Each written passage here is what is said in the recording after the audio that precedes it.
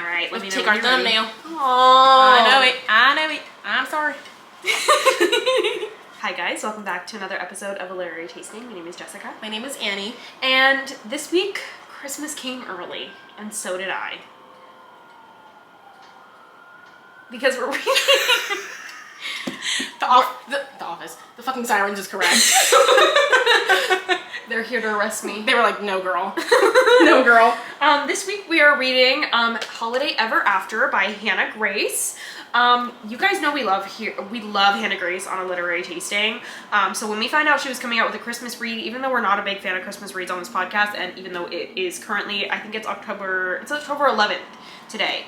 I put on a Christmas playlist. I watched Elf today, and I read this entire book. Did you really? Yeah, I did. I was like, you got in the spirit? I was like, I'm not feeling the Christmas vibes because I haven't worn my stone yet for Halloween. Right, your stone. Well, the thing is, like, yeah, we haven't even had Halloween yet. Haven't even had a chance to wear my stone. Right, exactly. So, but I got in the spirit for Hannah Grace. Also, I just want to give a shout out to Hannah Grace. She did a cute little collaboration with Meet Cute Bookstore. I think it's in California. I don't know. I got mine online. And we ordered these cute little signed copies. I got one for each of us. I thought it was so cute that she partnered with a small business to put out signed copies of these. Between the two of us, now we have purchased 4 copies of this book. Yeah. Well, actually, I will even say 5 because you got me this, and then I listened to it on audiobook on Audible, so I purchased one there, and then I also bought the book version. It's on, do you have Spotify? Yeah. It's on Spotify Premium.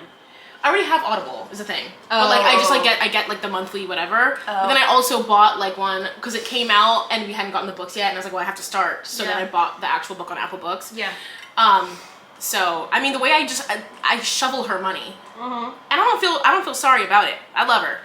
No, she absolutely deserves it. Yeah. I thought it was so sweet that she did this collaboration with them to give a small bookstore some exposure. Yeah. Some exposure, as well as obviously giving them money. And it came with this cute little ornament for my tree that I will keep for later. I would have bought the book anyway. Yeah, for sure. This is really very cute. Sweet. Yeah. Also, that's a really cute name for a bookstore. Meet Cute Bookstore. That is so cute. I love that. Sounds like Hannah Grace herself opened it. No, of course. But yeah, that's really cute. And I mean, you know how I feel about a holiday read. Yeah, I think after reading this, I kind of just realized that they're not my thing. I love Hannah Grace, so I enjoyed it. Yeah. But I think if it had been any other author, I would have been like, I don't know about this shoddy. Yeah. I don't know about this shoddy, especially on October 11th. Yeah, it's just because I love her. I mean, to be fair, it came out, I think, September 30th. I think they do put them out, like, super early, so that way you have plenty of time to get it in. Yeah. Before Christmas. But when it comes to Hannah Grace, I cannot wait. Yeah, no, like, this had to be read immediately. Yeah. So, before we get into it, no trigger warnings for this book. She's... Hannah Grace, Grace, please. Anna Todd, please. Learn something from this. Last week we went from sexual harassment and bloody sheets. Yeah. Go watch our after video if you haven't. And this week we're going to fluffy marshmallows and rainbows. No, like there was nary a thing. I was so. There is some sexual content. Well, of course, but that's. I mean, if you're watching any videos on our YouTube page, well, I guess we need to assume there's sexual content involved. Yeah. But yeah, that was really exciting, and I love to see that. Hannah Grace, the woman you are. Now let's get into it. Our characters, we have Clara, our female main character. We were talking about this before. It feels like we cannot go like 2 seconds without reading a book that has a ginger woman as the main character. And don't get me wrong, I love red hair. It's so beautiful. Me too. I just like, oh gosh. I think it's because it's paired with the like, you know, I have red hair and also I'm like a size 0 and very tall and gorgeous. And I eat McDonald's and I don't go to the gym. And I like chain smoke cigarettes. Yeah, like that's the kind of thing. You know? And I drink an entire bottle of wine a night. Right. But like, yeah, don't get me wrong. Like when I was a kid, I actually like really like this is really fucking weird and random. But I was like, if I could be anyone when I was a kid, I was like, I want to be like a ginger. Like I want to have red hair and I want my name to be Michaela. I don't know. First of all, I've dyed my hair red twice It doesn't look good on me. I don't know why I keep doing it. I'll probably do it more. I'll probably do it at least like 4 more times. Probably gonna keep to the same conclusion. It doesn't look good. I don't know that it'll look bad. It just doesn't look good. Because like obviously if you have natural red hair, like that always looks better. But I always wanted to be a redheaded woman named Audrey. Michaela is kind of random. Michaela was because of Selena Gomez's character in Hannah Montana. Oh. Yeah. I was like, ooh. I love Selena Gomez. I know. I don't know what it is about her, because like she's like, I feel like she's kind of messy, but for some reason I There's just have to there's so stand. much going on with her, but I love her so bad. I just have to stand. I I think love it's because her. those rare beauty blushes. After you make something like that, it's like I'm on your team forever. Forever. Like when I'm telling you, like a lifelong goal is to become a rare beauty ambassador. Let me tell you what, the way I have every product in my bathroom right now. But back onto it. Anyways, Yeah. And then our male main character's name is Jack. Guys, I'm scared. It's not my fave. It's not my fave. It's really scary for me. It's actually my least favorite. Quite literally. But any fan castings? I'm gonna go really off book here and just go by some celebrities that I really love, because I was not picturing anything, because best believe I was picturing myself and the man I currently want to fuck. I will not disclose because I am a lady, but I just picked some 2 random celebrities. I picked Dave Franco because I think he's hot, and then I picked Jennifer Lawrence if she wore a red wig for Clara. Yeah, boom. Yeah. Put a red wig on her. Put her in any wig. I love her. She can be any role she wants. Yeah. That's why I picked her. Period. For Clara. That's another thing I liked about this book. They're both like 30. Me too. I love that. I was like, oh my god, they're adults. Yes. Yeah. I love that. It was a nice break from, our Maple Hills college age characters that Hannah Grace usually has, although I can't wait to go back to Maple Hills to tell you that much. Not that I'm not reading those 2. Yeah, like, Trust. tell you that much, I can't wait to go back there. But I casted for Clara. I feel like it's really hard for me not to cast Madeline Petch in every redheaded role, but she is so beautiful. I love her. I would really like to see her in more stuff. For Jack, I casted Dylan Efron. Do you watch Dancing with the Stars? No? Okay, well, if you're watching Dancing with the Stars... Of course I don't. Of course you don't. I don't know anything about dance. You don't need to know anything about dance. That's the whole beauty of Dancing with the Stars. I guess it's true. I did see Whitney shake her ass, and I was like, I get it. Yeah, right? Like, this... True. Right, I honestly, like, I haven't watched in many years. I used to watch with my family, but then I was, like, watching on, like, TikTok via the videos when Joey won last year, the hottest bachelor alive. I love him and Kelsey so bad. But then I was like, I need to lock in this season. Dylan Efron. I think it's a good season. It is a good season. Dylan Efron is so cute, and he's a perfect age. He's a perfect height. It's like, Robert Irwin is also hot. That's not word. Robert Irwin? Ooh, what a beautiful surprise. I saw people say that you can't find him hot because he's 22, and I'm like, okay, we're too woke. He's really cute. Is he related to Zac Efron? Yeah, that's his brother. What? Anyways, We've been talking for long enough. yeah, Let's get into it. So the book opens. Oh, this is also dual perspective, but I'm gonna try not to go like back to back, like back and forth with them because that shit pisses me off. Like, as we've said many times before. Yeah, I'm not a fan of dual perspective. Give me one chapter of them fucking from his perspective, and that's quite enough. I do. Or we'll talk about it. Okay, so book opens, and Clara is heading to work for the first time in a while. She was in a different department for a bit, working, like, taking over for someone else who was on, like, extended sick leave. She's now back to her original post, and she's going into work, and there's some kind of fucking work crisis going on, and she's like, I just fucking got in here, like, what's happening? They're having, like, a work crisis, and basically we find out that she works for her family company, Davenport Toys. They just go by Davenport, I think. And a woman named Flo has posted a couple videos from Fraser Falls saying that their doll has been ripped off by this big major corporation. Yeah. And I don't know, I just thought it was interesting because they were describing like American Girl dolls. I was like, what's Hannah Grace's tea with American Girl? Yeah. I was really much giving American Girl, like what the doll was, and like she has an a whole 18-inch story. doll with a story that goes with a story that goes along and with props and like whatever. So like it was very much giving that. Yeah, but she basically, they're talking about this doll, the doll from that Miss Flo posted about. It's the Holly doll, and the doll that they're basically saying Davenport Toys like ripped off is called the Edie doll. And Clara's sitting here like, What gives? Did y'all actually steal from these people? And they're all kind of like, I mean, Yeah. low key, No, for but but like, I don't know, they're being a little bit dramatic. So like, why don't you go off and fix it? And she's like, okay. So she basically, and she also has been trying to vie for Daryl, the 90-year-old who's about to retire. His job's about to open up, and so she's like, I need that promotion. I've been wanting it for a while. My dad is awful towards me, but he basically is like kind of hinting that I'll get it if I like, you know. Not hinting. He's being for real. True. He's saying like, you're gonna get the promotion if you like, you Fix know. this and show me you can do it. Yeah. So she's like, okay, period. Well, why can't Daryl do it then? Isn't Daryl- it his job? Well, he's 90 and he's retiring, so he's like, I don't gaff about doing anything anymore. He's like, I have a week left here. I'm done. Fair enough. I don't wanna, simply. And so she heads to Fraser Falls, the town where Miss Flo is located. And in the video, Miss Flo is like, we would love people to come to our town. Like, we really need, you know, the support right now during the holidays. Please shop locally, you know, all that. So she's like, okay, I'm gonna go to the town to meet Miss Flo, see what I can do. And she also had started this like small business initiative at work before she had head off to that other position for a while. And so she's like, I'm gonna start in Fraser Falls and then go to a couple of different places, meet with all of the like businesses that I had, you know, that had come together for this initiative that I had started, and then see what I can do to fix it. So she gets to town and she goes to a bar one night and she meets Dylan Efron. She meets Jack, and of course, like immediately It'd they're be enamored. much better if we could just refer to Jack as Dylan Efron. I hate the name Jack. I know. We're It's actually. a fucking loser ass name. I fucking hate that name. I'm gonna, for our purposes, call him Dylan Efron. Sorry, Dylan Efron, if you're watching, which I know you are. So yeah, he's watching it in between rehearsals, obviously. So she went to the bar. She meets him, and like he's obviously immediately enamored with her. Like he's like head over heels, like, oh my god, she's a beautiful smile. Like he's like losing it.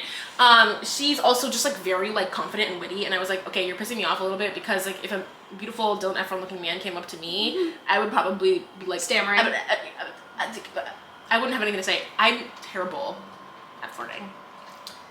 Bad at it. Well, not that I'm nodding because me too, not because I agree. I've never seen. Oh it. yeah, I know. But they have like a great night. They like play pool. They're talking all night. Like they're just super comfortable with one another. Like they close the door down. He tells her to bend over at the bar. No, when they're playing pool, I was like, oh, like They're playing pool, and she's like, I need help. Yeah. And he tells her to bend over. Ooh. It was so good. I was like, yeah. He also has a dog named Elf that he just brings into the bar. Yeah. Unsanitary. His best friend owns the bar, Tommy. Which, okay, I needed to mention this to you because it made me fucking die. This is like the second or third, maybe fourth chapter of the book, and this is our first time, like literally, maybe a paragraph into hearing Dylan Efron talk, like from his POV. The story starts. Immediately mentions that him and Tommy are both over 6'4". I was like, Let me leave with the important stuff. I know. It's like, so we're both over 6'4". And you know what? I actually really Right? appreciate that, and I love when men in their dating app bios have like I'm 6'4" in their bio, and then again like as like they have the like the tag Yeah. in their like Hinge bio or Yeah. whatever, where you can like add stuff where Yeah. it's not like technically a part of like your bio. But it's like info, yeah. I'm like, fair enough. Yeah, like I need people to know that. Immediately, I was like, so not only you, but your buddy too. I love that. He was like, let me just get this out. I got a straight up. hottie. No, like, that's me and my twin-num. We tall as fuck. Call us Thunderman. Anyway, so he walks her home from the bar. They close down the bar. They walk home, or he walks her to her Airbnb or whatever. And No, it's a local sorry, B&B. bed and breakfast.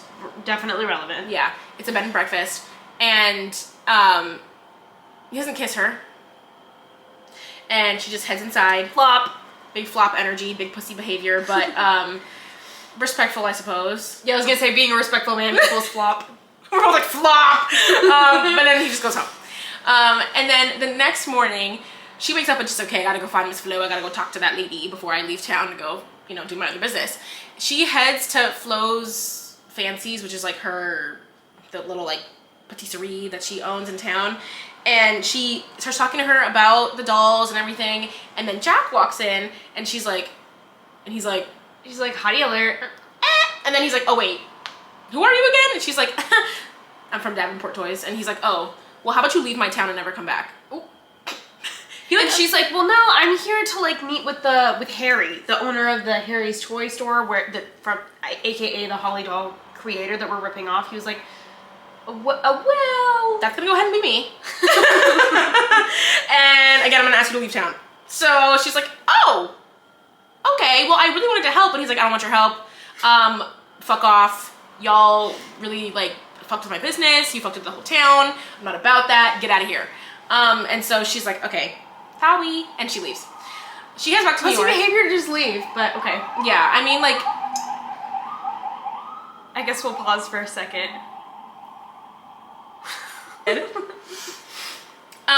So she heads back to New York, and where she owns her apartment in Manhattan. Right. She is a city girl. She is doing well for herself. She makes good money. Like, she is good at her job. Owning an apartment in New York City at 30? At 30 is crazy. I've never Like, heard good of for such a you, thing. girl. And then later in the book, they're like, I guess that's why you pay you the big bucks. And she's like, I only make medium bucks. I'm like, clearly not, babe. Yeah, you own an apartment in Manhattan. Granted, she's giving generational wealth, so who knows? Yeah. But she basically heads back to New York, and she goes to talk to her dad, and her dad's like, if you want the promotion, you better get back out there to Fraser Falls, girl. She's like, but they don't want me to come there. And he's like, I don't know what the fuck to tell you. You gotta do something. Fix it. So to make herself feel better, she goes to karaoke with her friends. Bad idea. Always a bad idea. Always a bad idea. Nothing, karaoke never ends well. Something I've happens. never been to a karaoke night because there's something sinister about karaoke night. Yeah. Karaoke night in the home? That's one Okay. thing. That's one thing. That's fun. That's cute. Karaoke night out at an actual karaoke bar. Did you guys hear that? Ooh. Guys, I'm scared. You guys, what's that noise? It's me singing Diet Pepsi. After like 7 vodka Diet Cokes. Right. But she goes out, and on the way back, she's like fucked up, and she's like, you know what? You know what I'm gonna do? I'm gonna email. From my personal email. From my personal email, I'm gonna email. Wait, no, but even drunk, she's like, let me make sure I'm on the personal email. Yeah, she's like, let me just go ahead and like cross my T's and dot my I's.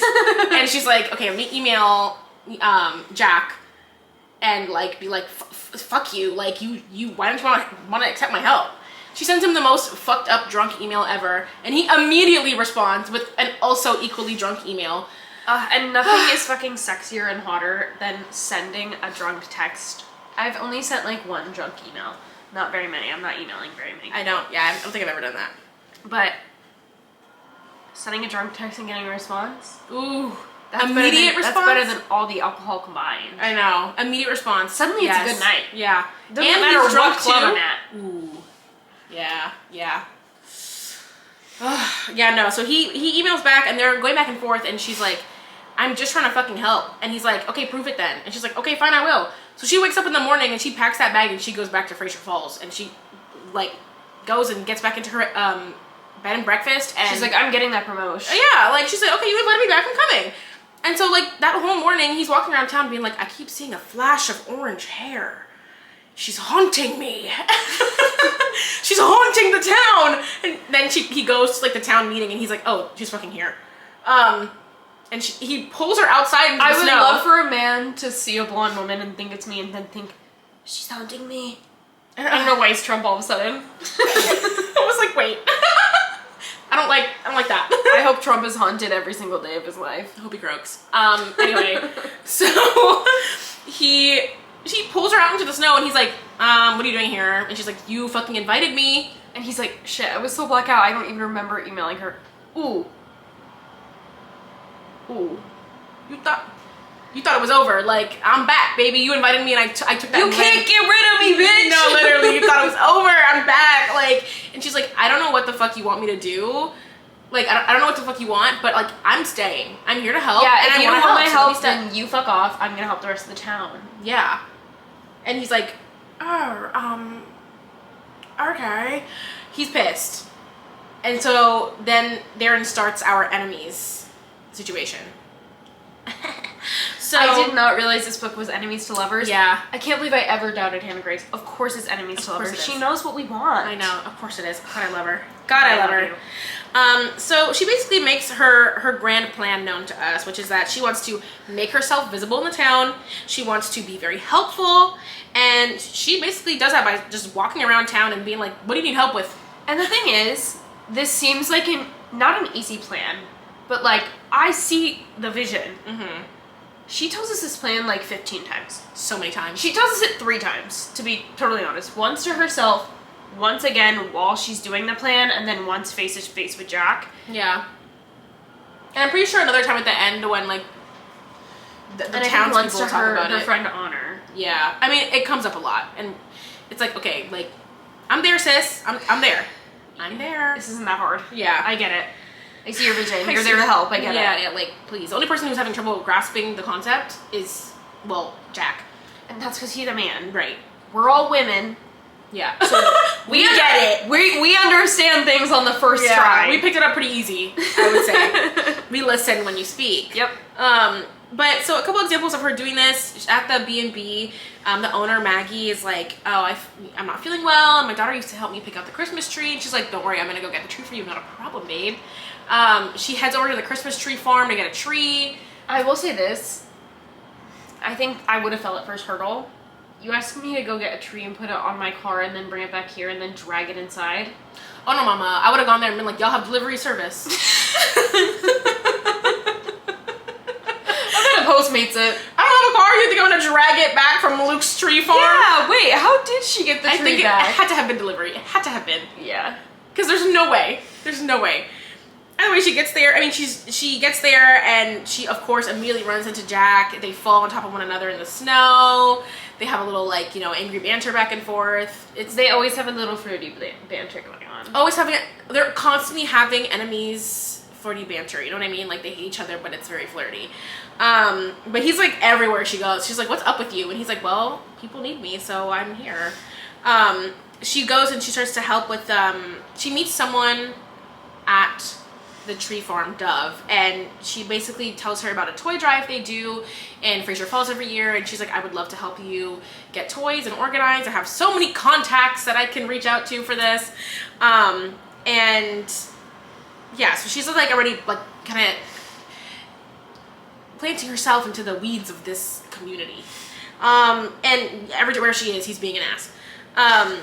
So she also spends a lot of time at Tommy's bar working on her laptop, reaching out to her contacts. And this one afternoon, like, I don't know, the whole town decides to pull up. She's in the bar minding her own business. Literally, she's just working on her laptop, and the whole town pulls up, and I think the 2 gays who own the flower shop pull up. Not that we know they're gay, but, like, low-key. I think they're married. Oh, they are? Was that mentioned? Okay, so then the 2 gays who own the flower shop pull up, and they're like, hey, Women, girl. 2 lesbians. Yeah. Well, I guess I shouldn't assume. 2 women are married. Yeah. But, so they pull up, and they're like, hey, girl, like, what you working on? And they start chatting, and Yeah, they're like, being so nice and normal. yeah, they're being nice. God. And sweet, and they're like, I just want to tell you we love the Clara doll. And she basically, we kind of find out that Davenport Toys released a doll 20 years ago or so named the Clara toy, named after her.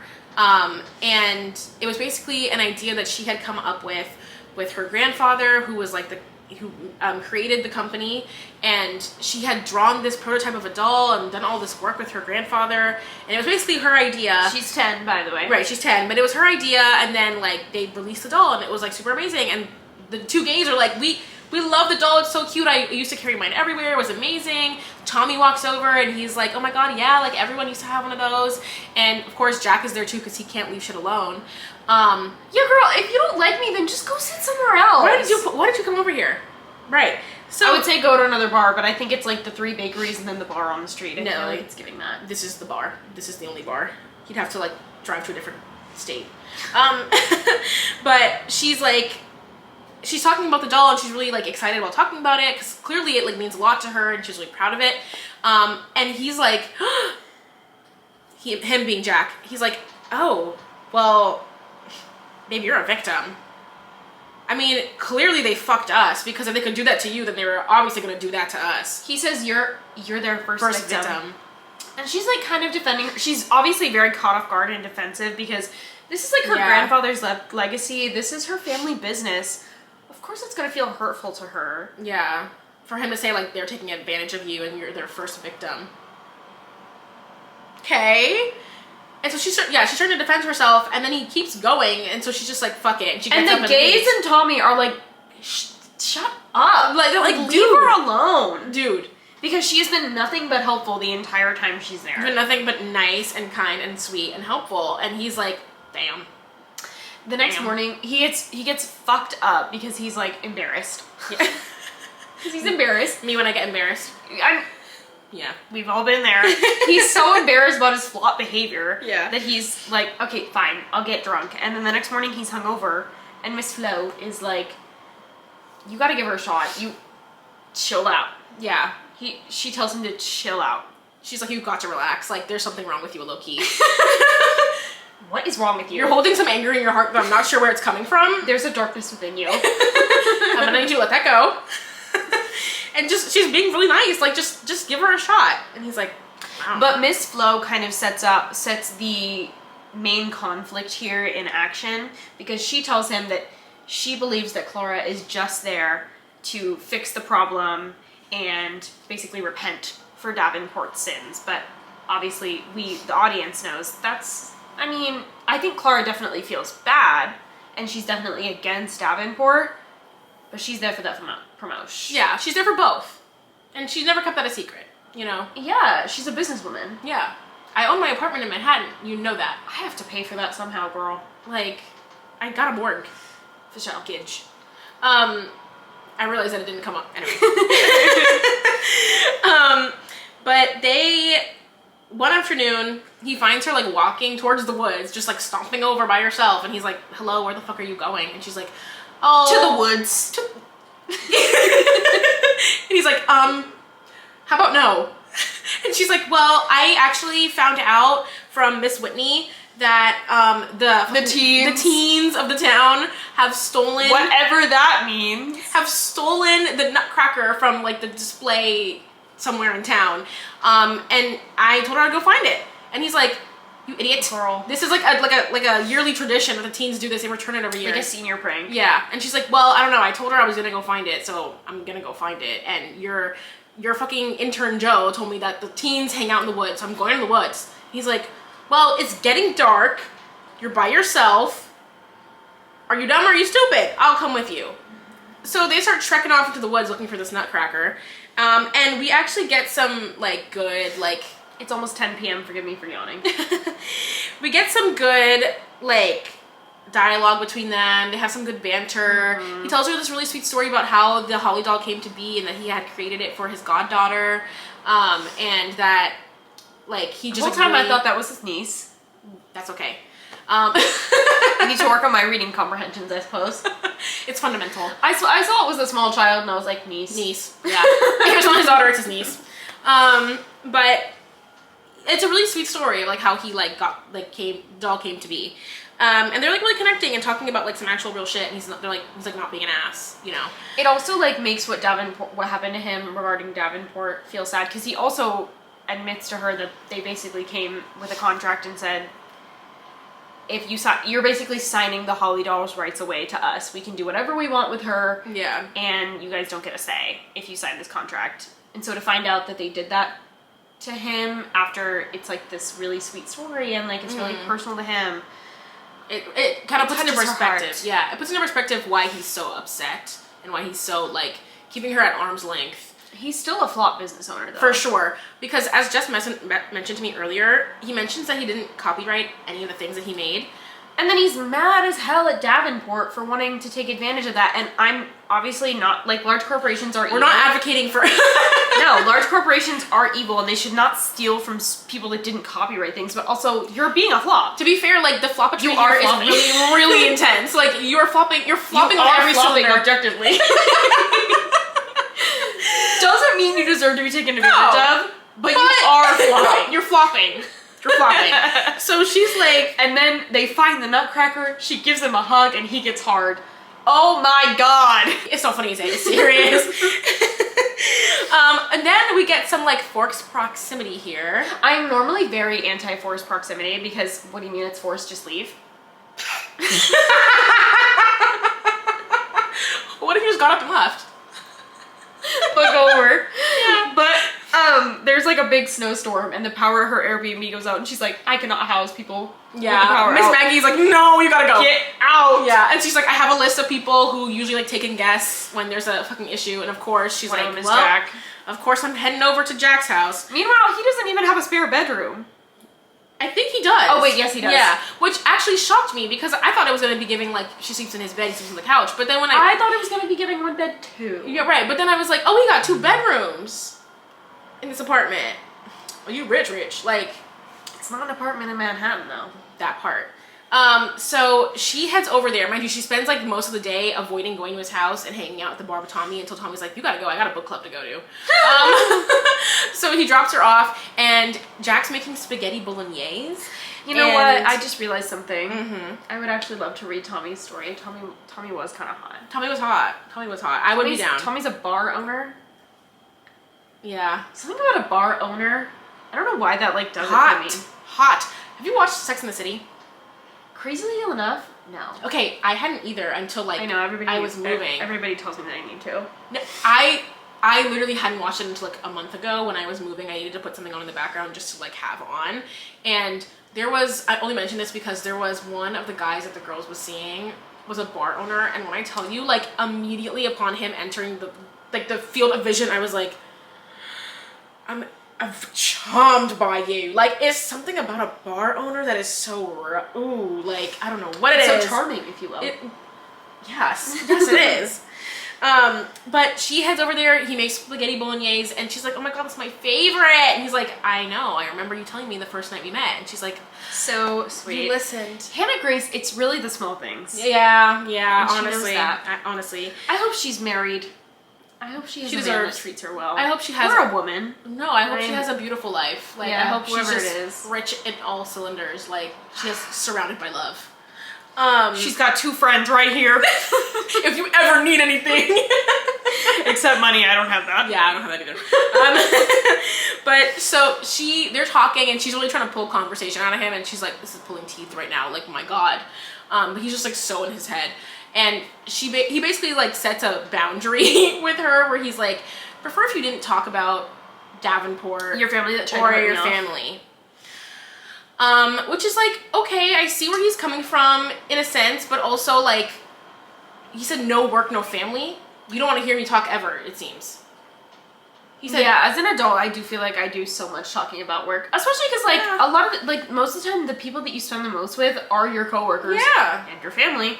So it's like, if something funny happens at work, I want to talk about it. right, and even it's like, okay, I want to like, tell you're the story over and intertwined. over that I kept saying, what's your stum at work, and nobody laughed. I want to tell that story Right. 15 times. Right, but the thing is, like, also, there are things I want to talk about my family that, like, don't have to do with work. Yeah. I can't say that shit either. Yeah, I can't say, yeah. Well, also, like, He said sit there and be quiet. he said, guys, I'm setting a boundary. Shut the fuck up. Okay, I don't think we should learn therapy words because I actually don't think that's a boundary. Yeah, like, that's not a boundary. Your boundary can't be shut up. The boundary is shut up is crazy. Like, The boundary is kill yourself. no, like, Well, how about no? Um, Granted, obviously it's not what he meant because, well, he's a Hannah Grace man and he obviously is like, I want to hear about literally everything else in your life. Just these 2 things just, like, kind of upset me. They have a good evening. They go to sleep. He wakes up and jerks off in the shower.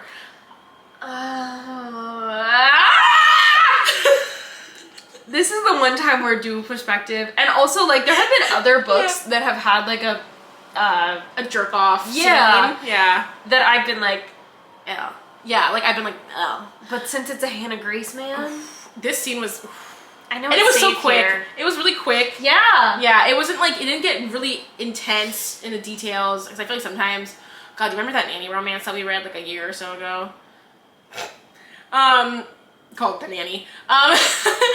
Go watch that video. Watch the video. The jerk off scene in that book was so like graphic. I was like, oh, why am I in the bed with him? Like, I don't want to be there. But this one was just like, Yeah, no, I could picture it without her having to describe it. Yeah. That's Ooh, what was it good. is. That's what it is about her. She paints a word picture without even having to say it. Yeah, she really does. Oh gosh. But he goes out of the shower and finds Clara in the kitchen making pancakes and singing, and he's kind of looking at her, and she notices him, and she's like, He's wearing "My just a towel. God, yeah, oof, oof." But then he comes out and he tries to be a little bit cheeky, and he kind of shows like his jealous side, which God, I love this entire scene. I was like, you're firing on all. Suddenly, you're not flopping anymore because He never flopped at being a boyfriend. He flopped at his business. it was the business issue, which was like that can't really be the issue because you got to provide for me, but like. He was never flopping at being a boyfriend because he came out and he was like, they were talking about something and he's like, well, what about that guy that dropped you off the other day that you got lunch with? And she's like, me and my fucking brother. And he's like, damn. He deadass is like, damn. Well, not only that, but like he has no reason to be. Yeah, Oh my God. they're not even together right now. Like there's nothing. He's just like, damn. I don't know. Like I flopped again. I accidentally flopped once more. He cannot stop flopping. He's just accidentally flopping all over the place.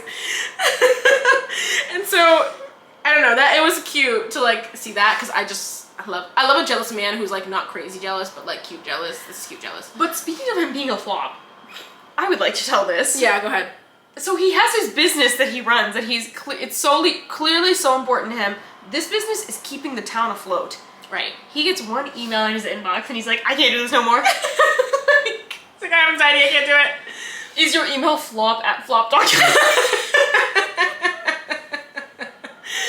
Seriously. So she sees his email is flop@flop.com and she sees the inbox has 7,000 Right. 7,000 emails in the flop@flop.com inbox. Right. And all the emails say you're a flop. Every single email and she's like, okay, well I see why you're upset, but like you've got to go through these. And she suggests helping him clear his inbox. First of all, if anybody asks me to send an email, if anybody says, let me send that email for you, it's done. Sometimes I see an email and I'm like, I just have to take a moment before I respond. But like, I'm in my if you're own running home a on my couch. maybe I'm a student.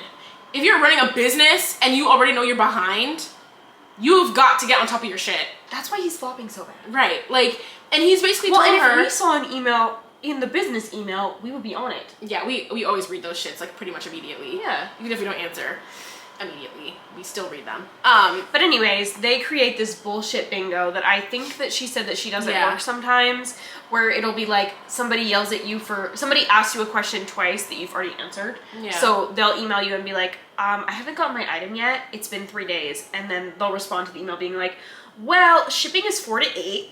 So that would be why. Yeah. And they clear out his inbox and he's like, wow, it feels so good to let somebody help me. But yeah, I was just annoyed because I was like, this business that you're trying so hard to keep afloat, you can't answer emails and you won't accept help. Right, because at first when she You're asked pissing me him, he was kind of hesitant. She was like, bitch, just let me help you. I'm good at my job. I'm sleeping in your home, girl. Yeah, right, like, just let me help you, please. Yeah. Clearly I'm good at my job and you know that. Like, we can make this go by fast, and clearly you need some support in doing this.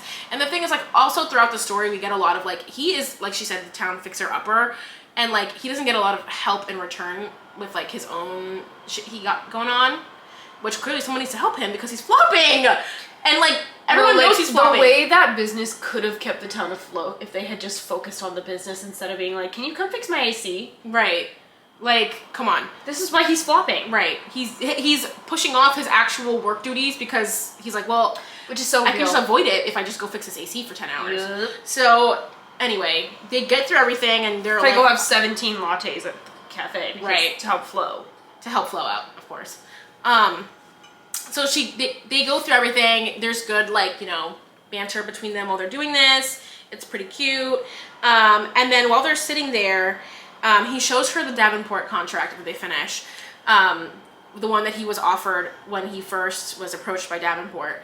And we don't really see what's in there or know what's in there, but she starts crying and she's very upset because, I mean, basically they're trying to rip him the fuck off, like he said. Which is like, of course, that'd be really upsetting to see like her family business is like, you know, doing shit like this. And again, just to play devil's advocate, not to defend a large corporation, but girl, negotiate. Stop flopping. For God's sake, it's like you want to flop. I mean, the thing is, like, he immediately was just like, fuck this. Why didn't you even try to negotiate? again, not saying that we're not defending the big corporation. We're just saying, Well, like, also, he could have tried a little bit. You know you're having this big conversation with this big corporation.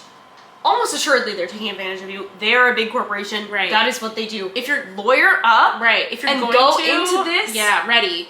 Yeah. If you think this doll is going to keep this town afloat, Right. why not? Why not try? Right. Right. It was just kind of like, You hate Clara for not flopping. seriously. That's what makes you mad.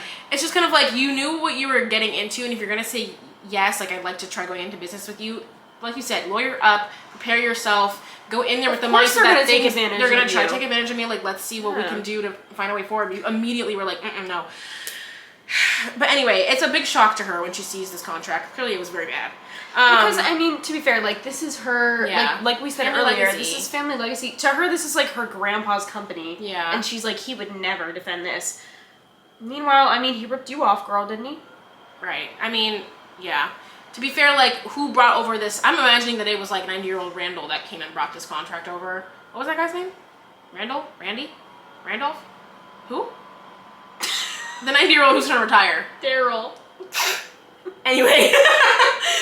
I didn't even know what you were talking about. I thought you were talking about the fucking salamander from Monsters Inc. I was like, wait. Wait, how do we get here? Why is he in it?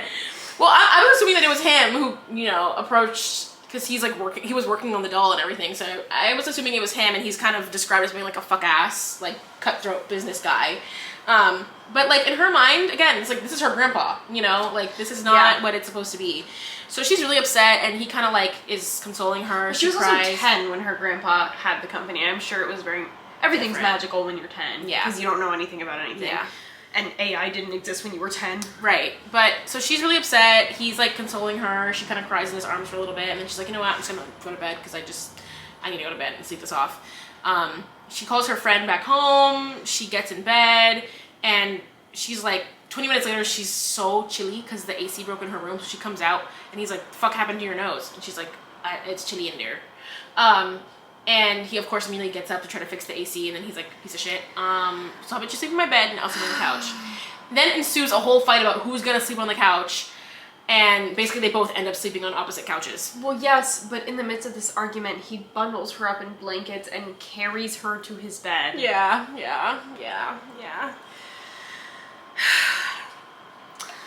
I'm gonna get some more wine. I hate feeling of my bangs on my face, but I look bald without them. Bald is crazy. I do. Look bald. I'm imagining like shaved to here, but then Yes! still braided. Like, oh my god! That's what it looks like to me! Oh, what I the look fuck? like It the Clown!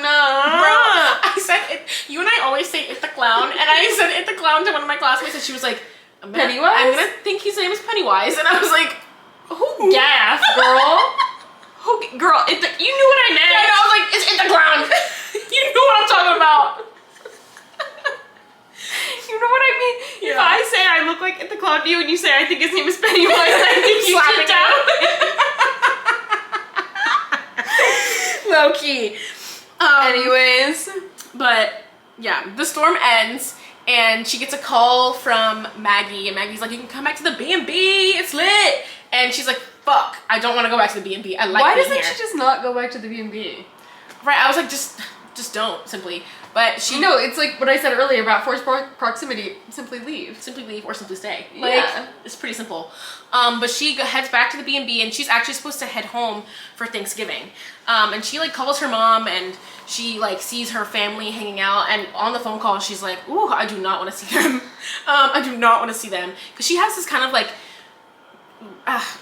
work-life 'cause her- competition with her brother. Yeah, her dad is eval. Evel. Her dad is evil. It's giving Dexter's Laboratory. My dad is Evel. Her dad is evil. She's in competition. Also, one-sided competition. Right, With her brother. Her brother's not Cap. Her mom is Lily Vanderwoodson. Yeah. She's like, She's not even paying attention to But I that. will say this, like, the concept of a man being able to pull you from winter in New York, I must say, She wasn't seeing it, I was seeing the vision. I was seeing the vision because she's like sitting here being like, I don't want to go home. They're making me anxious. It like, frankly, like, and also he tells her that he's gonna be alone for Thanksgiving, and the dick I want is here, and even thinking about going to New York is like making her anxious. Again, simply don't go. Simply don't. Winter. But if it's making her anxious and she doesn't want to go, and she's like, I don't want to be around family, because it's not like she's going home to be at her apartment by herself. She's going home to her family. Yeah. And she's like, I don't want to. It's like, she probably has to stay with them. yeah, exactly. It's like, simply don't go. And so that night she has to go to the nativity, the nativity scene rehearsal, dress rehearsal, and then a car comes to pick her up. And she drives about like a mile out of town, and then she's like, turn that ass around. Yeah, no, fuck no. Yeah. And so she shows up at Jack's door the next day with a bottle of wine, and he opens the door, shirtless and in some basketball shorts. Bro, we getting fucked tonight. You getting fucked tonight. Yeah. Basketball shorts, ew. Like, I remember reading that and being like, yeah, I mean, to be fair, like, I read that and imagined my ex in basketball shorts, and and nearly his stockings screamed. pulled up to his knees. And I nearly screamed. So then I was just imagining him in some sweatpants. Do you remember his Barbenheimer outfit? I'll never forget it. Do you remember my ex's Barbenheimer outfit? Barbenheimer needs to be studied. Things Barbenheimer that we have seen. Barbenheimer is COVID. Like, I feel like the amount of trauma that I suffered from COVID Oh god. is Equal. equal to Barbenheimer. Equal, if not worse. Barbenheimer. Oh my god. Both of our exes did a fucking scary, Barbenheimer. scary Barbenheimer outfit. Oh my god. But anyway, yeah, I was imagining that he looked hot in the basketball shorts. Like, they weren't like, There's no such thing as No, no, looking no. hot in basketball shorts, girl. no. Let me get to the vision. Are they like slutty basketball Yes, shorts? They're that's like what- short. Yeah, like, let me get there. I'm on the plane. They're not the ones that go past his knees. They're Like like, Brendan. they're like the like slutty ones that are like, you know, at appropriate length. Oh, like Harry and the Yellows. Yes. Okay. Yes. God, what do you think of me? Like, Oh, I don't know. Those aren't basketball. Whatever. either way, that was what I was She imagining. could have used a better word.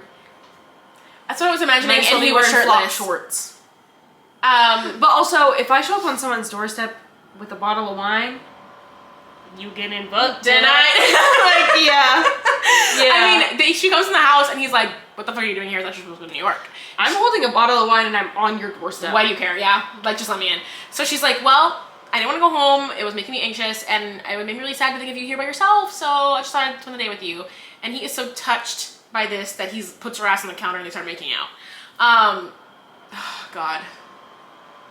The makeout scene that ensues. I've never been made out with on a counter. I I actually need that. they get on the couch. Let me just stop Let's my just tracks. move on. Yeah, let's move on. They get on the couch and they're about to fuck, but then he's like, hey, maybe we shouldn't do this. Because I feel like if we fuck, I will never be the same. But then they do fuck. No, they don't. Yeah, they do. No, they do not. They don't fuck here. They make out heavily, but then they're like, it's just a one-time thing. And let me tell we're you not fucking. this. Nothing better than a good makeout. A makeout sometimes, be good. sometimes a fuck can ruin a makeout. Literally. Sometimes a good makeout is all you need. You know what I mean? Like, people don't lips the way they used to, babe. What's the lost art of making out? It's a lost art. People are not lipsing the way they used to. If anybody wants to kiss me, I'll kiss anybody at this point.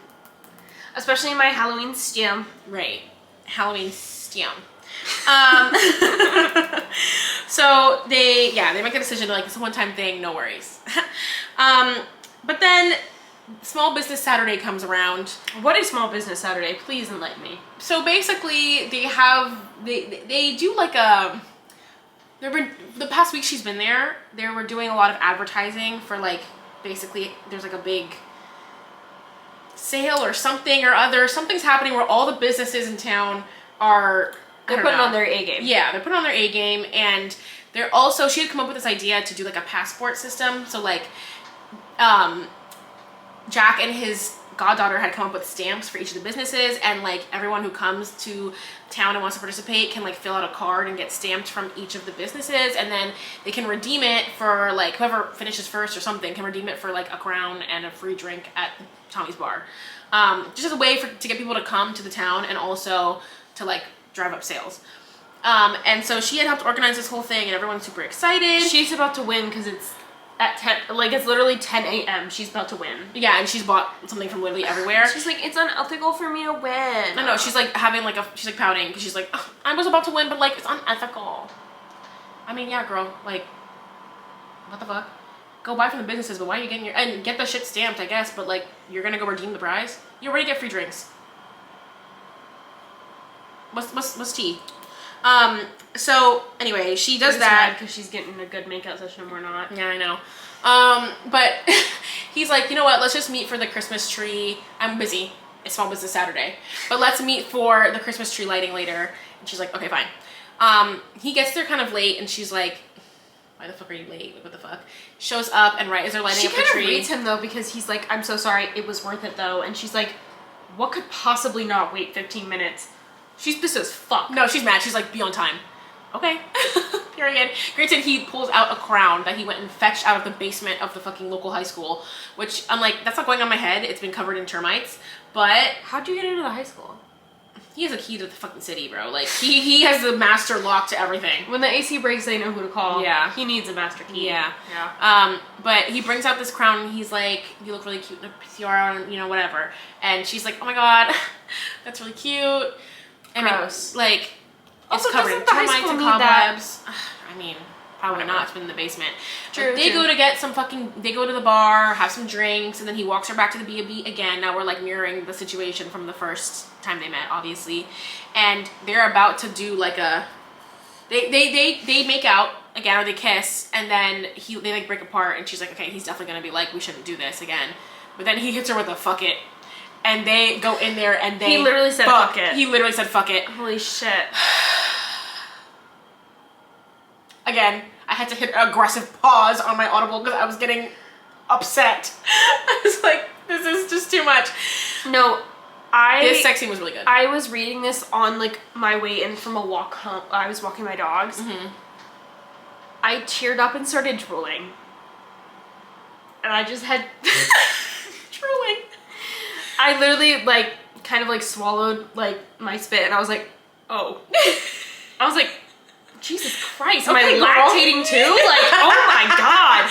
And then I just had to like, yeah, I paused it and I Yeah. just walked back into my apartment, Yeah. locked the door, and just like sat on my couch and probably opened the book. Yeah, I had to take a breath, and then I had to. I was like, this needs to be me and me alone. I don't need Yeah. the narrators telling me this story. No, yeah, I went to go needs read just it. be me. I did too. I went to go actually read. I paused it. I had to like take a lap.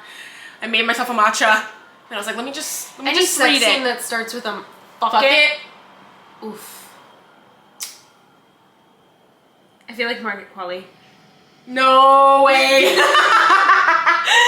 Yeah, that's how I felt though. Oh my god, the scene was really good. Really good.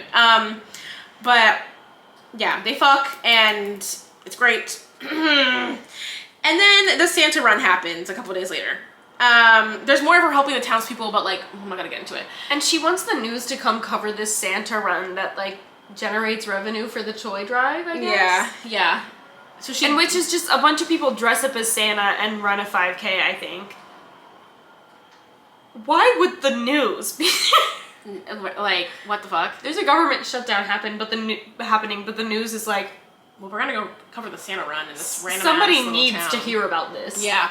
I mean, she finally This was locates the- one of her contacts. There's who will many, come. many times where I'm like, but this was the one that I was like, Like, they dress up as Santa and run a 5K, and like, literally 45, I'm not saying, I know I overuse the word literally, but when I say literally, I mean literally, 45 seconds into the run, she sprains her ankle. Yeah. 45 seconds. Yeah. Yeah. And he picks her up. He does. He picks her up and brings her back to his place. And she's like, you should run me the 2 miles. And he's like, fuck no. no. But I was like, it's funny that she asked. I Yeah. laughed. I was like, because I thought the same thing. I was like, Yeah. he should run. Yeah. I was Yeah. like, he should run her. Yeah. But he like takes her back to the apartment and he's like babying the fuck out of her. He's like, oh my god, your ankle. He's like levitating it. He's putting it up on an elevated surface, and he's like, he's like, suddenly it's The Conjuring. he's Elphaba. And she spends the entire day in his apartment just like fucking around with her leg up, and he comes back and he's like, you've been taking your meds? Like, whatever. And it's really No, cute. he's like, your painkillers, it's Advil. right. It's assuredly Advil. Yeah, For like, show. relax. But it's pretty cute that he's like he wants to help her so much, and like he's like really concerned with her well-being. No, and even she's like, you know, I could certainly get used to this. And I was like, yeah. I mean, I the fuck could too. Like, No, because he's like cooking for her, Yeah, carrying her to bed, like Yeah. so romantic, So romantic. so sweet. the next day or something. It was silly, but it was still sweet. It was very sweet. He basically, she finds him in his workshop, and he's like stressed the fuck out, and she's like, what's tea? And he's like, I have so many fucking orders to get through. Like, I'm so backed up. He's being a flop business owner again. And she's like, okay, so I can help you. He's being the most man ever in Yeah. the entire world. Yeah. Because he tells her his process for making, first of all, making these dolls from scratch, question mark? Right. That sounds really hard. Really hard. And really hard. He's making them all, he's, first of all, making the doll. Then he's cutting the ribbon that goes in her hair. Then he's dressing the doll. Then he's tying the ribbon in her hair. And she's like, well, no, because first of all, don't you have child don't you have child, can you say it? Don't you have child laborers doing this for you, making the clothes in the fucking local high school? Yes, because earlier in the book, we found out that there's a club that makes the clothes for the Holly dolls, which is cute and everything, but In concept, it's cute. In practice, child labor. that's child labor. Yeah. The show. For show. But she's like, I fear you're doing everything really fucking wrong. And also, you're making them one at a time when you could simply be, cut all the ribbons in one go. yeah, You know? making all the dolls at once and then Separate dressing all the them all toys. at once. Yeah. Well, also, yeah, that too. He was like digging through the bins to find, like, for example, she has a hair clip Yeah. that she comes with, and in the bins, it's hair clips, barrettes. Hammers, books, like all her accessories are in the same fucking carton. She's like, you never thought about fucking organizing these things? No, like, if I were her, I would have been like, Davenport was right to take advantage of you because you're fucking flopping. no, like, are you serious right now? I don't even know why Davenport wanted to take over this flop business. God damn. No, it's actually shocking. The like, most man thing ever. literally the most man thing ever. Like, what the fuck? So she's like, let me fucking help you, goddamn. So he's like, okay, fine. And they get so like through so many of his orders, it's crazy. And he's like, it's crazy what I don't woman's think touch she'll will do. ever know what she's done for me. It's like, no girl, she saw the bin. Right. She saw the bin of 13 left shoes Right. and then a bunch of bows. Right, like, she saw the bin. Like, it wasn't on, she knew what she was doing for you, and she was like, I need to do something to help this man, because he's flopping, and my man's not gonna flop. Not my man. I have a mortgage to pay. I have a mortgage to pay. I have a mortgage to pay. So, no. But then in town, I mean, the next couple chapters, again, it's like him and her helping the townspeople. And everyone in town's like, you're clearly getting your dick wet because, well, No. you've always been so grumpy, and now you suddenly have a smile on your face all the time. The whole town wanted him to get laid. He's like Yeah. the most annoying customer you've ever. He's the Yeah. most annoying client, calling you, yelling at you for scheduling you at the appointment time that you scheduled that they asked for. Right. They're like, why the fuck would you do that? And you're like, because you asked for it. There's also this one morning when she wakes up and they're like having a cute little morning, and he's like, I'm gonna get us some pastries, you stay here, don't move, like whatever, it's super cute. And then he calls her, and he literally sounds like the world has fallen. And I listened to this on audiobook, Same. and the audio actor was acting up a storm. Right. Because the audio actor was like, you have got to get down here. And then, like... A chill down my spine. muttering into the mic. Like, it literally sounded like somebody was dead, deceased. No, someone was dead in the middle And of then, town. and then there's a sentence where it's like, a woman weeps in the background, and then the actor's like something very bad happened, like, you need to get down here. No, I was like, oh my god, what happened to Miss Flo? Like, I was literally a death imagining. scene? No, I was like, oh, so it's about to be, I know what you did last summer in this town. Like, something has happened. Plot change. Right. Suddenly it's a Halloween book. Right, but then she gets down there, and basically Miss Flo's like, someone left a bad review on my store. But it's important to note that basically the bad review is that because of how flop he is, and he didn't get his orders out on time, somebody left a review for Flo being like, the flop business owner of the town couldn't get my doll to me on time, so fuck this bakery. No, literally. Which is crazy. Crazy. He goes to and leaves a comment like that on every single business in the town, being like, flop guy who owns Harry's fucking toys hasn't given me my fucking toy yet, so fuck this entire town, and I'm gonna leave a bad review on all your businesses. Yet again, another way that he flops. Like, he cannot stop flopping to save his fucking life. No, dude. literally. I know he was out there like, fuck, that's not. He's like, guys, I cannot stop flopping. I can't stop flopping. I don't know what to do. Then stop making the toys. No, like, so then go be a stay-at-home dad in Manhattan. Right, literally, and be my fixer-upper. But she gets there and she's like, don't worry, I have a contact, because this bitch always has a fucking contact. No, we were talking about this earlier, and I said it's like, if you've ever read an Anne of Juan book, you know that the main male character is always rich. Filthy rich. And when there's a plot hole, no, never fear. He's rich. Yeah.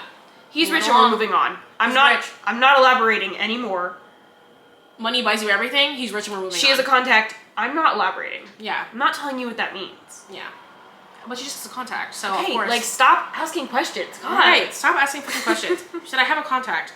So, of course, the reviews got taken down. I thought this was gonna, I feel like at this point in the book, I kept being like, when's the issue gonna come up? When's the issue gonna come up? Like the, third act issue? She kind of, I feel like, likes to keep us on our toes because sometimes there's not a third act breakup in her books. I know, I thought maybe there wasn't gonna be one. Mm-hmm. So I was like, okay, maybe this is it. Like I thought, because again, I thought someone had fucking died or something.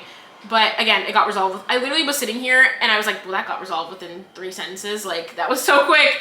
Like, okay, so it's not that. I think it's just like another way for her to be helpful, but I think it's like, again, we're women, we get it. Yeah, she's helpful. She's helpful. But then we get a little scene where, and I say this lightly, she runs his car into a snowman, and I feel like all you have to do is tap a snowman before it falls over. Right, it's made of snow. But she like calls him also, frantic. Doesn't that mean that she jumped the curb in the truck? For sure. You're right. You're right. She ran into someone's lawn. She's not even worried about that. Yeah. Fuck the lawn. Fuck the truck. I ran over some child snowman. Ooh. And so they fucking hump on the lawn while they're trying to rebuild the snow. She's like, we have to rebuild the snowman. He's like, he literally comes running. What? Well, he comes running. Yeah, but then he gets there and he's like, no, like deadass, what the fuck? And then they start having like a snowball fight. They land on the ground, and now they start humping. And no, they're doing the grind on me challenge in the lawn. And the 6-year-old inside the house is like, "You ran over my snowman. Don't do the grind on me challenge. Stop! You guys, stop, dude." No, like if I'm the parents in that house, I'm calling 911. No, you jump the curb on my property, and then you sit there and build a snowman. I don't give a fuck and also, who you are. She's a flop because as good as a businesswoman as she is, she cannot build a snowman. No, yeah, like what's going on? It was all over the place here. I mean, it was a cute scene for sure, like of them like interacting with the snow. I disagree. I was like, what do you mean you have to rebuild the snowman? I mean that was stupid. But like them actually to do the grind on me challenge. Well, them actually interacting in the snow, like doing their whole, like cute scene. Oh, we're playing in the snow together. That was cute, and I see why she wanted to put a scene of them doing that in there. But like maybe under different pretenses, maybe in a different situation. Like maybe she's just like, I want to build a snowman, and then they build it. Like, why have we now run into someone's yard and are trespassing? I think it's just another way of having. She's so selfless. And like she cares about this town now more than she did when she even came in. Yeah. But it's like, no, I get it. Like she's definitely being, I mean, not really selfless, but she's being generous and she's being helpful. I get it. I get it though. I get it. Yeah, I don't need the snowman. Especially if you're not gonna just like rebuild the snowman and get out of there. Yeah, no, I would have been really, honestly, he would have shown up and I would have been like, I already fixed it. Can you drive me home? No, literally, like how long did it take him to get there? Right. Because he walked. Right. So I don't think. And she said it's like 20 houses down. That's like a lot. That's like a lot. After this though, he decides to take her on a date because he's like, we haven't gone on a date yet, and like we need to go out. So she puts on her cutest, sluttiest little dress. And then they go to a children's nutcracker. Not even nutcracker, a rehearsal for the nutcracker. Right. So they're not even on their P's and Q's yet. Which is so funny. The 4-year-olds being on their P's. We find out that it's also because his goddaughter is in this nutcracker performance, and she's also practicing. He doesn't reveal that until the end though. I would have actually been annoyed as fuck. I mean, I don't think I would have been annoyed. I think I might have just been like, you Why are had we me here? come here in this outfit. Well, What if I get seen by a child and I'm wearing this slutty ass dress? True. Yeah, he describes it as being like tiny and lace. Right. That's slutty as fuck. Right, and I'm sitting in a theater watching little kids perform a Nutcracker. Yeah. But then he's like, okay, that was just kind of like an appetizer. We're going to this like Chinese restaurant that I like out of town. They drive there and it's fucking closed. Get another flop. Yeah. And so she's like, okay, tacos. Earlier, like the chapter before, she or him or someone had made a joke about like having a date where they like eat tacos and fuck in the backseat. If it's like not fancy. Anyway, they get tacos and they fuck in the backseat. Millennials love tacos. Millennials love tacos. What is that about? They fucking love tacos, don't they? And bacon. No, the taco thing, oh my god. It's actually like a little bit like very weird. I mean, if we were talking Costco taquitos, then I'd be like, I mean, I can get down, but I'm not gonna lose my mind about it. Like, always bring it up. but fucking in the backseat. Ooh, yeah. The description of this fuck, by the way. Oh my god. Oh my god. Again, I had to go and read. I had to be me alone with other narrators. I had to read this by myself because that scene was really good. Yeah, the description of this sex scene in the backseat was like. Actually, I don't want to talk about it. Then we have a scene where Clara goes to Miss Flo's patisserie and Miss Flo's like, yeah, girl, like you did a great job. Everything's going smoothly. I took the videos down so you can get the fuck out of town if you like. Miss Flo serves so bad because she's like, I want our town to be known for the Holly doll, not for gossip online. Right. And then Clara starts to panic and she's like, wait, I have to go home? Which, again, I was like, well, you can simply stay if you're really panicking like this. Like, she starts to freak out, Loki. She goes back to Jack's place and she's like, She's grumpy as fuck. She's trying to make gingerbread cookies Yeah. and she can't focus on making the gingerbread cookies, an impossible task. right. He comes into the room and he's like, what ails you? Like, something is going on. Like, what's happening? And she's just like, I don't know, I just need to take a nap. Like, I can't. And he's like, okay, do you want to get a Christmas tree? Like, let's do something else, get your mind off this. She goes into the car, gets in, and he's like, I'll be down in, like, give me like 15 minutes, I'll meet you in the car. They go get their tree together, super cute. They pick out a tree, which I've always wanted to do, because my family does, like, we have like a tree that we keep in a box, take out every Yeah, year. better for the environment or whatever. Yeah. But I've always wanted to go, or at least just like go to a Christmas tree farm and like smell the Yeah, I was trees. gonna say, I feel like it's much more magical when you're a child and like it's like snowing and like, yeah. Yeah. But As an adult, it's like I have to lug this thing. that's real. That's real. I'm like really stuck on that. I'm I like, have to lug how this do you thing. get it inside? That's a man's job. It's not my job. Me and the kids are sitting in the car like, What's taking him so long? yeah.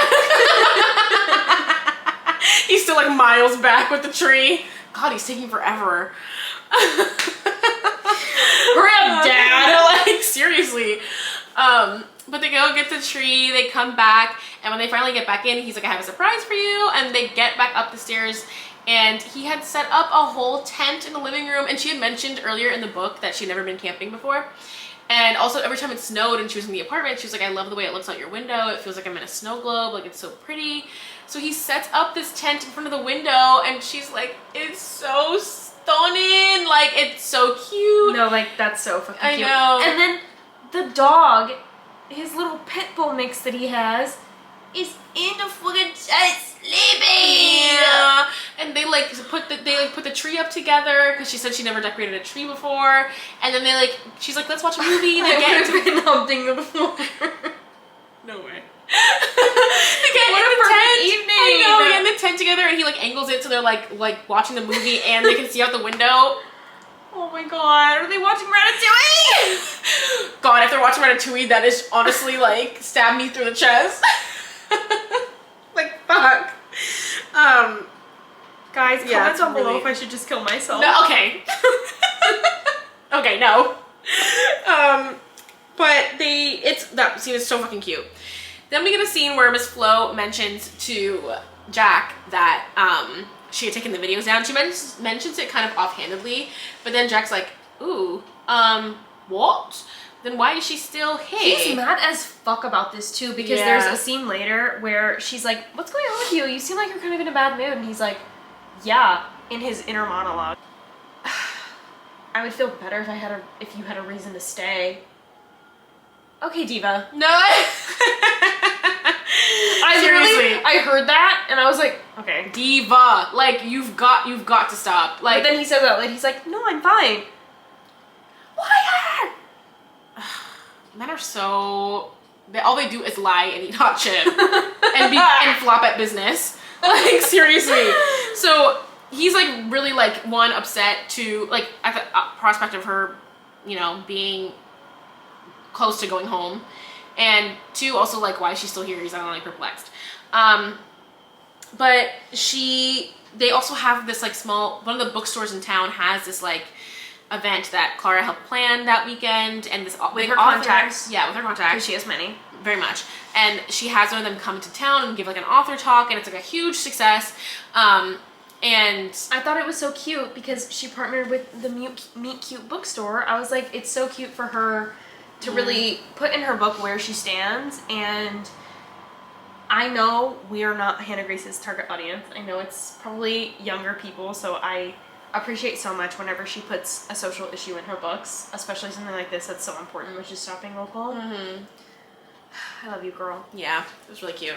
Yeah, it was like a cute event, and there was like an author talk, and like I love those. And Claire's like super excited and like having such a great time. And he's just there being like fucking grumpy and like in his head and, you know, thinking like, oh my god, she's gonna leave, she's gonna leave, she's gonna leave. Girl, go home if you're gonna flop. Right, like stop flopping in public. Come on. So he then, like the next day or whatever, he's at her place at the B&B, and he goes in her closet to get her sweater and finds her like fucking murder board, which is like her plan. Where she put her plan, yeah. To like help Think the town. Mike's Mike. Pretty Little Liars video. Literally, just in her closet. And I thought this was gonna be the moment. There's a blonde wig and a yellow blouse in there. And he's like, She's like, well, it's my PLL cosplay, obviously. Yeah, but he finds that murder board, and I thought that was gonna be the moment where they like had their like big fight. Yeah. If there was gonna be one. Like, and if somebody has a murder board in their closet, they're up to something nefarious. no, like it's like you're hiding it. You know, so it's like, why? Like, she's got a curly mustache and a top hat stored in there somewhere too. No way.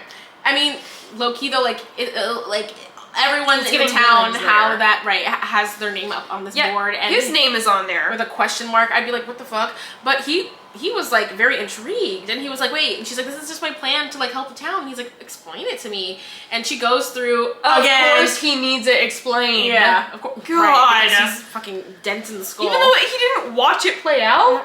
Literally, like you were front row watching it happen. And she goes through the whole plan, and he's like, wow, like, you just have done so much, and I'm just, like, so amazed by it. So I was like, okay, so no fight here, I guess. Yeah, and I just move on from it. I would like to the next. So they do have a toy drive in town.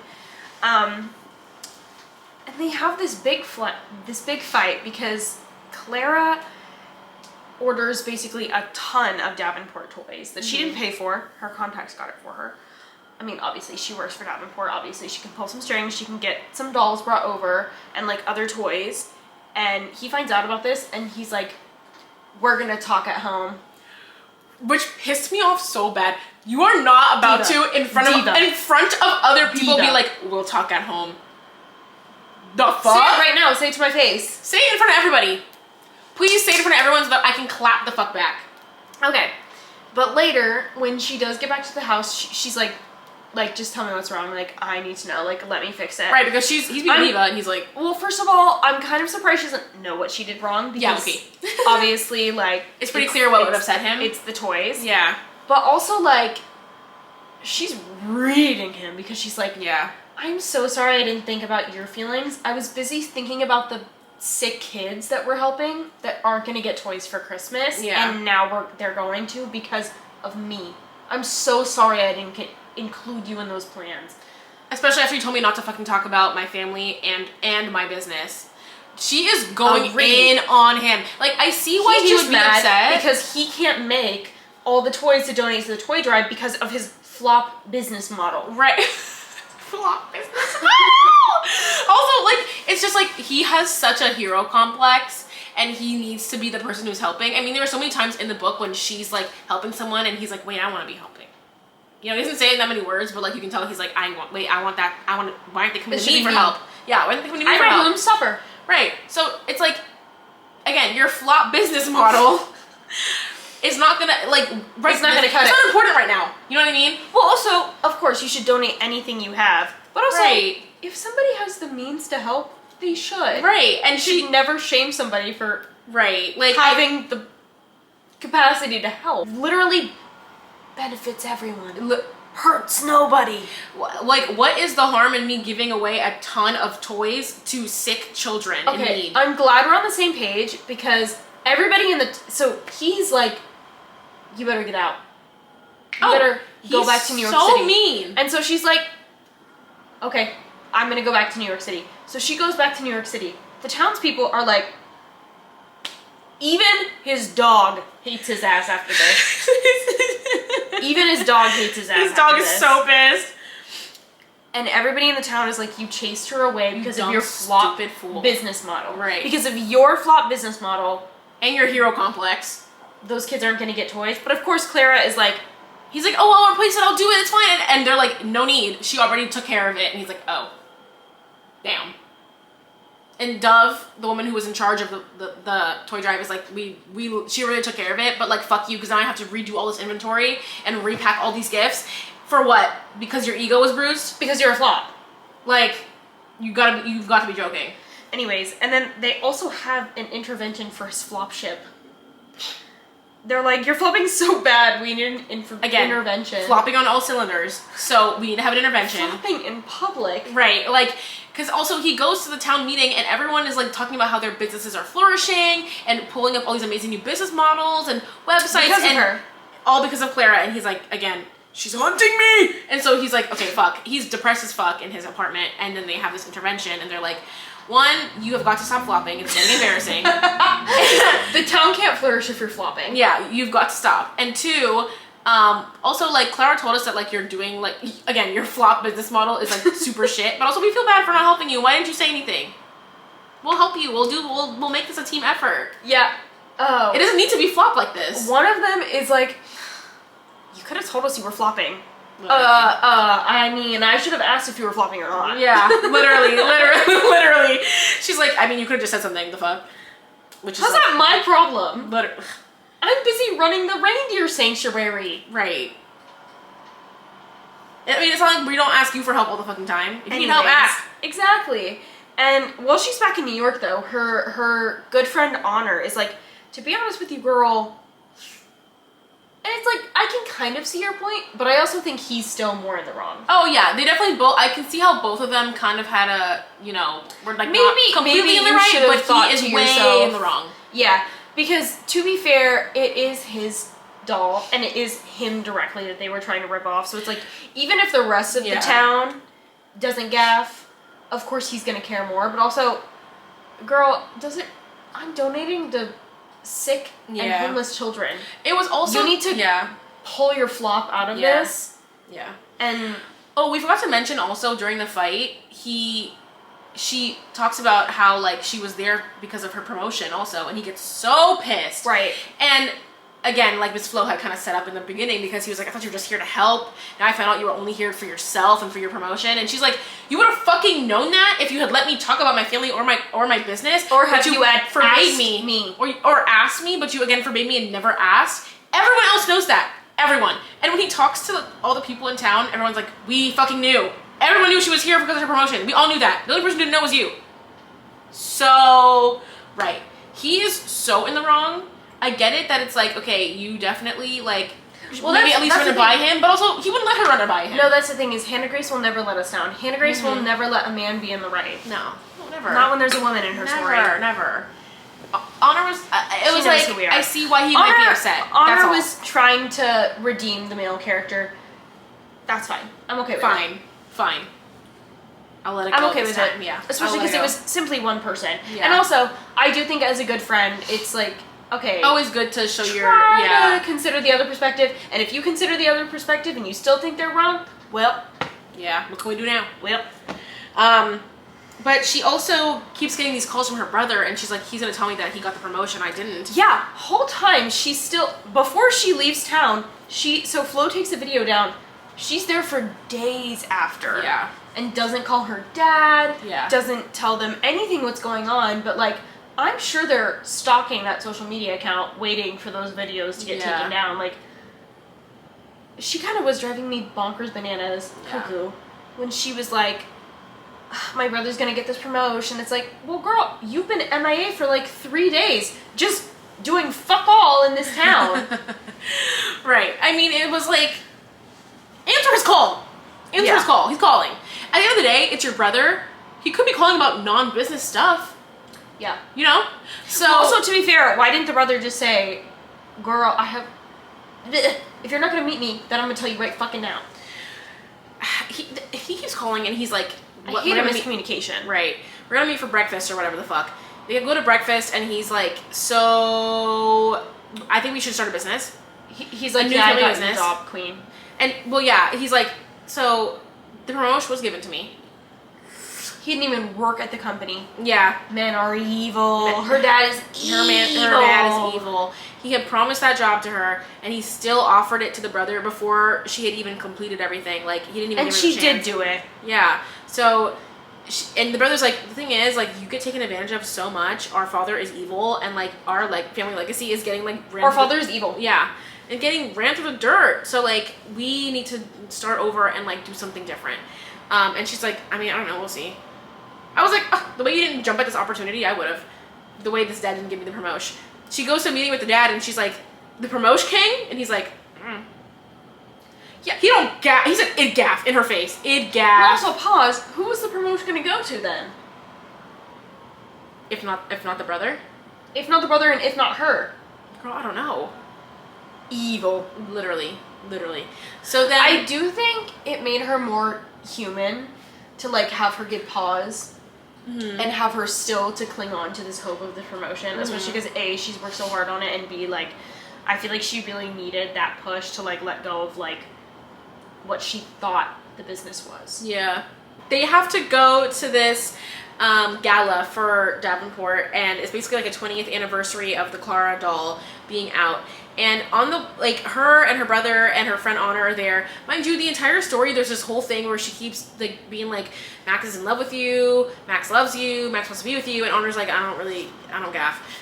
Which is, makes me feel like she's setting up for another book, because... Can I say something? Yeah? If that means we're gonna get a Hannah Grace book this time next year, who am I to complain? No, never. She was We'll be setting back up... next year with the same exact video. Right. I mean, she was setting... Like, the book ends shortly, and there's no resolution to this plotline that kept being brought up. I really so wanted I them can to only get together. assume. I can only assume. I Yeah. really wanted them to get together. She set me up. Yeah, she did. She said, "Of course you want them to be together. That's how I planned it." She's not a flop. No, She can never flop. But they're all at this getting ready for the gala, and she's like, so Dad, when you give that speech, you're gonna give me credit, right, for the doll?" And he's like, "What? What?" And she's like, "Yeah, doll that I created." And he's like, what the fuck? It's revealed here that the dad is like, I'm not giving you credit for a drawing that you did when you were 10. No. And then she's like, me and my grandpa, we did test marketing with that thing. Test marketing. But that also, but It's a she 10-year-old. also was like, I never did a prototype. So what were you testing with? What were you doing the focus group with? The drawing. The drawing. The drawing. That the 10-year-old made. Yes. I'm just... I understand her plight, I suppose, but also it's like, not right now. It's, I don't know. Also, of course... Also, you know your dad, he's gonna say it gaff. Well, that too, and also, like, do you know how bad that is for the brand? Like, the brand to 20 years later say, actually, my daughter came up with this idea. Also, I kind of was wondering the whole book, why didn't they, like, make that part of the marketing of the doll? Yeah, like I would assume Great marketing move to, like, say, here's my 10-year-old daughter, this is her doll. Yeah, no, I was thinking that too. She came up with the idea. She came up with this idea. It's her doll. Like, I feel like that would have been such an amazing marketing idea. I would be like, oh my god, that's so cute. Like, that's the cutest thing. Yeah. I thought about that as well. But he's basically like, fine, if it We means don't that question fucking Hannah much Grace to on this you, podcast. I'll do it. And so then when they're at the gala, she's sitting there waiting and he's giving his speech, and then he obviously does not say shit. And she's about to storm up to the stage and say something, and the brother's like, can you not? He doesn't think her, but he thinks the customers. Oh, he's evil. Like, oh, he's evil. She was making her way to the stage to give him a piece of her mind, and the brother was like, you've got to not do that. She should have just killed him on the stage. She should have beat him with that microphone. She pulls out her Katniss Everdeen bow and arrow, and she just gets his ass. It would have been really kind. God. I don't know. But then while they're talking, her and the brother, I mean, that's also the brother is like using this as a moment to pitch his idea once more and be like, can I do this? You see how evil he is? Yeah. But while they're talking, she looks across the room, and lo and behold, there's Jack. No, but it's so hilarious because Honor's like, that's her brother. You can stop staring at her like that. Well, because Max is like, there's a man staring at me like he wants to kill me. And she's like, what?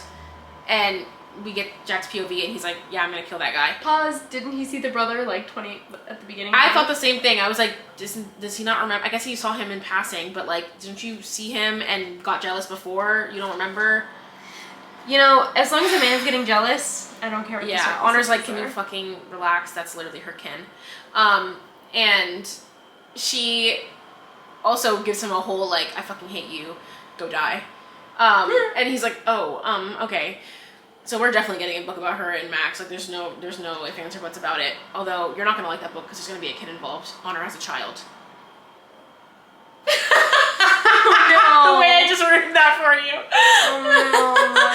Oh, but then Clara walks away and Jack follows her, and they have a whole, like, you know, conversation. Everything gets resolved. They basically come to, like, it seems like they come to agreement about a fucking long distance relationship.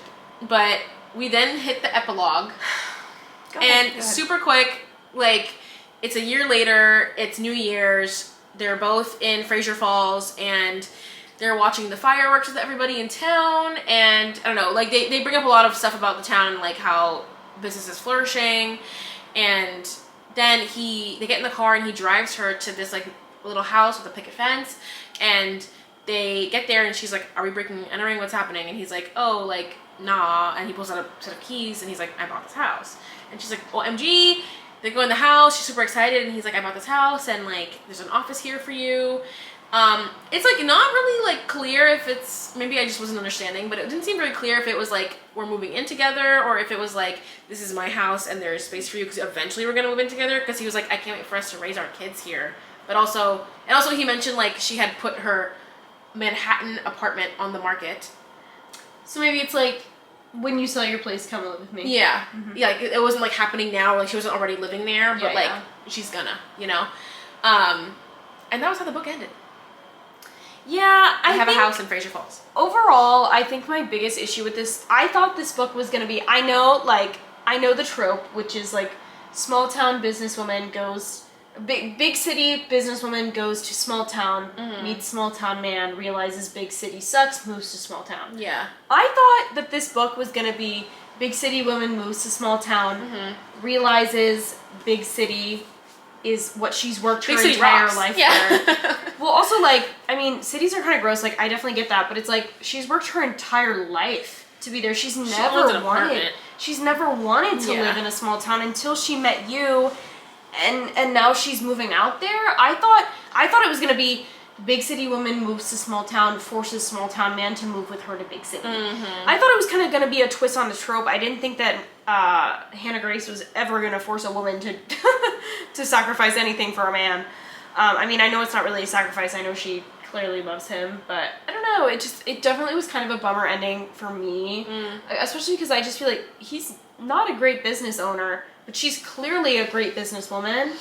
Her job feels more important. Yeah. Then if someone has to sacrifice, it should be him. Yeah, exactly. Yes, exactly what I was thinking. Yeah. But I think it was also implied that, like, her business is, like, can be run from anywhere, remote, whatever.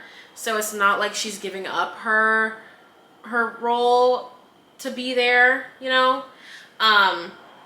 But again, they didn't really talk about what the business was or like what her and Max. But what ended is up he doing. giving up to be with her? Nothing. No, nothing. I'm just saying. I'm just saying because they don't really No, talk about what nothing. her business is. Yeah. They just kind of make it seem like her and Max have obviously started this new business and that like she can do it from here. Yeah, I don't know. And like, I get where you're coming from because like, or where she's coming from because there was a point where like, before she found out she didn't get the promotion, she was like, I always thought, even in my wildest daydreams, I've always imagined myself working for Davenport, and now I'm thinking I can work as a shop owner in a small town. It's like, but why? Why? When you're a businesswoman, girl? Yeah, I don't know. It's definitely a bummer ending for me, anyways. I don't know if I really saw it as a bummer ending. I think it was just more so like expected. You know what I mean? Like it followed the same kind of ending that most books like this do. And which is not like necessarily a problem for me. I just was just like, honestly, I was surprised she wasn't pregnant. Because I feel like it always is like a year later and she has 10 children. Well, yeah, and But- to be fair, like, I mean, it's not like she's giving up her career and her family that she loves so much. Like, she clearly doesn't have a super close relationship with her family, and if she can work remote, I'm sure the brother can come hang out with her when they need to Yeah. to do business. So, Yeah. you know, it's not horrible. Yeah. And you know, there's something to be said about like, you know, A you small think town. yes, that Oh. I mean, I also like I personally have like I like living in the city and being here at this time in my life, but I feel like when I'm like, you know, much older, maybe late Yeah. 30s, I want to move to a small town. Well, yeah, that's the thing is That sounds- she's also 30, so like Yeah. if she wants, maybe my opinion There's would change if something- I was 30. There's something to be said also about like, you know yourself, but you're always growing and you're always changing and like, you know, you can surprise yourself with the things you might want and end up wanting. It's just more so like I hope it wasn't just for this man that suddenly you want these things, you know what I mean? Yeah. But it doesn't seem that way because she does seem to really love this town. So, you know, all food for thought. Not for me, I'll tell you that. What would you rate this book? I mean, it's a 5 out of 5 because it's a 4 out of 5 only because I cannot see myself. I mean, after Daydream last read, go watch it if you haven't already. After Daydream, I've read Daydream like several times. I've read Wildfire several times. I think they are so good. Yeah. Yeah. I'm not sure. I might read it again just like on my own time because I did read this one very quickly just because I wanted to get through it because it's a new Hannah Grace read and I love her. Yeah. But I think I might just kind of read it slowly and see if like maybe reading it in bursts. Probably not Yeah. no 400-page book is meant to be read in one sitting. So Yeah. maybe if I read it differently, maybe I'll enjoy it. Yeah, I feel like I'm probably gonna revisit this maybe around the holiday season, so it feels Yeah. a little bit more like, oh, like, you know, cutesy and holiday like. But I again, I'm not like always the biggest fan of a holiday read. I mean, I would also give it a think 4 out of so 5 too, just yeah. because like it's Hannah Grace. She's always gonna cook. Like it's just Yeah. she's always cooking with fire, always. I just like I can't give it a 5 out of 5 because like I'm gonna reserve that for Wildfire and Daydream. Yeah. You know I what would mean? love for like us to Daydream is go- a 6 out of 5. I mean, I'm sure Yeah. I'm sure she's gonna go back to Maple Hills eventually, and if she doesn't, God, I hope. that's fine. I will read anything you put on paper. Ultimately, yes. You can send me your grocery list. But I'm not a holiday read kind of girl, Yeah, I think. yeah. I'm realizing. Yeah, so it's like if they're all gonna be set around the holidays, that might be a little scary for me. But again, like Ooh, what if the next one is set around Halloween? that'd be really fun. That'd be really fun. A fall time, you know, like I love a fall. Like the fall aesthetic would be cute. You know, maybe not so much. I love a Christmas. sex scene in a stew. In a stew. The sex scene in a stew is so good. The sex scenes in a stew from the Maple Hills books, all of those are fire. All right. Well, on that note, I simply must go home. I simply must go home. Go watch our Daydream video. I'm going to put it here. Will YouTube do it? I don't know.